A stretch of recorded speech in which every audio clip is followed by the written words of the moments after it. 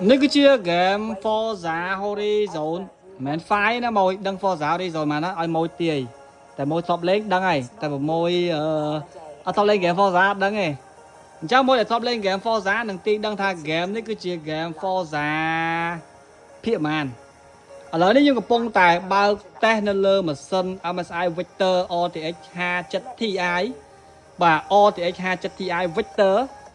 17 inch E17XX ជាមួយនឹង CPU Ryzen 9ចុងក្រោយគេបំផុតបាទក្រងវិញគឺសាហាវជាទីបំផុត smooth ជាទីបំផុតហើយម៉ួយកប់សេរីរីខ្ញុំលេងដៃម៉ួយមែអូបាទ Legendary មិនបាច់ប្រើដៃគេបាទលេងតែដៃទេលេងតែម៉ៅ keyboard ចឹងទេបាទម៉ួយស្គាល់ Legendary ទេបាទគឺខ្ញុំហ្នឹងហើយ God of PC game លយមួយលយខ្លាំងហ៎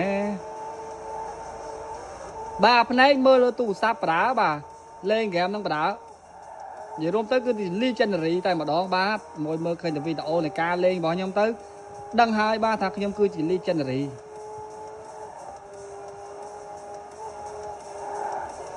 អូបាទអូ Legendary ធ្លាក់ផ្លិតហើយបាទអូ